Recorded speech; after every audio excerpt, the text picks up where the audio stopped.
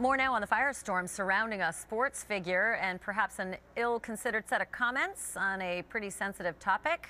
Guess what? I am not talking about Donald Sterling right now. I'm talking about Don Jones. Not the older man, the younger man. And by the way, that's not Don Jones either. But he's a safety for NFL's Miami Dolphins, and he's been fined and suspended for his reaction to a pivotal event in pro football history. You probably have heard or seen something about this on Saturday. The University of Missouri's Michael Sam, and there's Michael Sam, he became the first openly gay NFL draftee, and smoocheroo. He was picked in the 7th round by the St. Louis Rams, and the reaction might be the kind of reaction anybody would do when you get to achieve your lifelong dream. You kiss the one you love. Just turns out that the one he loves is a man. Watching Sam kiss his boyfriend, Mr. Jones tweeted this. OMG, horrible. And then a retired Houston Texan, Derek Ward, went further. Ward tweeted in part, "For him to do that on national TV is disgusting, gay or not. Man, you got little kids looking. I can't believe ESPN allowed that to happen." So Jones has since apologized for his OMG horrible thing. Ward says for his part, he's been getting death threats, and he says his kids have too. Wrong. Come on, people. I want to talk about all of this with retired NFL offensive lineman Doug Dawson, who joins me from Houston. We're also joined by the host of CNN's Unguarded with Rachel Nichols. It's Rachel herself. First to you, Rachel. The reaction to the tweets was swift. Yes. The NFL did not wait. They brought the hammer down. The Miami Dolphins organization did. Absolutely. And look, this is their right. He can speak whatever he wants, but you know the expression, you don't have to go home, but you can't stay here? But not as a member of our team, as representative of our team. So they have suspended him. They've ordered him to get some counseling. And they have every right to do that because, let's face it, on that same Twitter account, Jones identifies himself as a member of the Miami Dolphins before he even says where he was born. The picture of him on that Twitter page is him in a Dolphins uniform.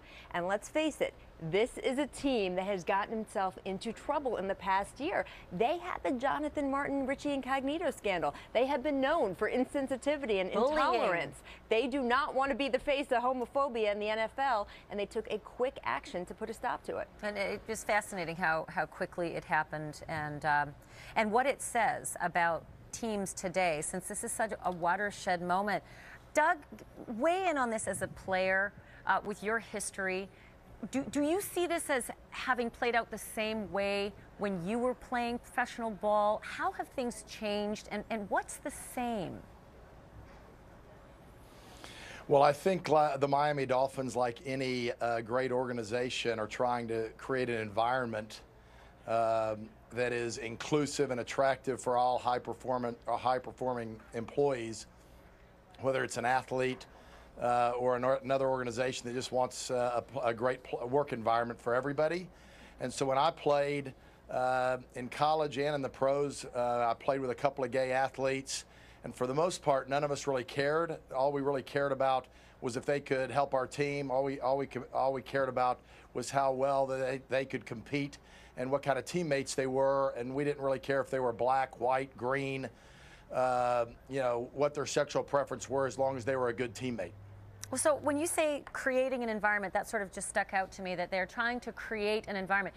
Do they have to, Doug, create the environment, or does the environment of acceptance actually exist in professional sports, but it's more like a don't ask, don't tell? I'm fine with the way you are, just don't tweet it out. I think that with athletes, you know, forever, that's where nobody really cares what your personal life is like, as long as you're willing to, you know, play well on Sundays and compete. So I don't think, for the most part, athletes care. I don't think most people are really worried about it. I think they just want you to be a good teammate and come and work hard and play hard. So I think the environment, at least the guys that I played with and the guys that and my teammates, none of us really worried about things like that. Well, and money talks, too, because, Rachel, the news is breaking this morning that even though this young man was a, 249th pick, his rookie jersey sales are behind only Johnny Football Yeah. Okay, and he's ahead of the #1 draft pick, Jadeveon Clowney. So does that just does that put rest to all of this? Well, I mean, look, you had Jason Collins in the NBA. The week he came out, and not he came out, but the week he rejoined the NBA and joined the Brooklyn Nets, his jersey was ranked #1 over LeBron James, over all the other stars in the NBA. And it shows that people are excited about this. You have 2,000 players in the NFL. You are never going to get all of them to think the same thing about anything.